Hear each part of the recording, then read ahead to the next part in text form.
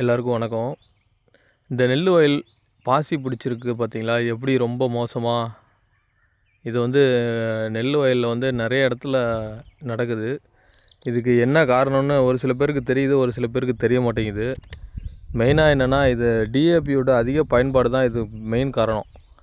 DAP நம்ம அதிகமாக எவ்வளோக்கு எவ்வளோ பயன்படுத்துகிறோமோ அந்த அளவுக்கு இந்த பாசி படர ஆரம்பிச்சிரும்.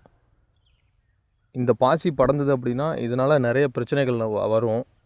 அது என்னென்ன வருது அப்படின்னு பார்த்தீங்கன்னா, ஃபஸ்ட்டு உங்களுக்கு இந்த பாசி இதுவும் ஒரு உயிர் தான்.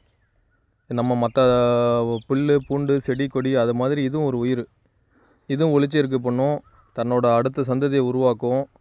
அது அப்படியே அந்த பயிர் மேலே படர்ந்து அப்படியே அந்த வேர் வளர்ச்சியில் அந்த மேலே அந்த தூர் வெடிக்கிறது, வேர் சுவாசத்தை பாதிக்கும். நாற்றோட வேர் சுவாசம் எல்லாமே பாதிச்சிரும். நம்ம கொடுக்குற உரம் எல்லாமே இது மேலே தான் விழுவும். இது மேலே விழுந்து இது எடுத்துக்கும், கீழே மண்ணுக்கு போகாது. அப்போ அந்த அளவுக்கு அது பாதிப்பை நம்மளுக்கு ஏற்படுத்தும். மெயினாக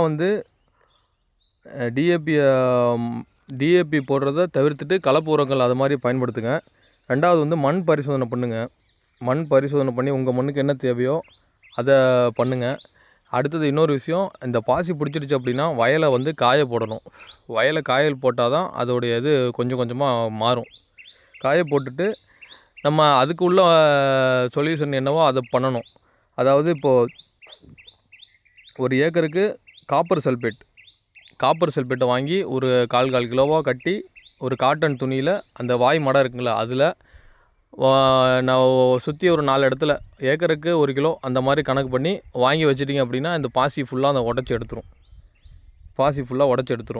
அதுக்கப்புறம் நீங்கள் உர நிர்வாகம், நீர் நிர்வாகம் அதை நீங்கள் சரி பண்ணி கொண்டு வந்தீங்கனாலே அது வளர்ந்து அது வந்துடும். இது மூலிமா நம்ம இந்த பாசியை கண்ட்ரோல் பண்ணலாம். முக்கியமாக டிஏபியை தவிர்த்துருங்க. டிஏபியை தவிர்த்துட்டிங்கனாலே இதுலேருந்து நம்ம இது பண்ணி வந்துடலாம். மெயினாக தூர் வெடிக்கிறதெல்லாம் இது பாதிக்கும். கொடுக்குற உரம்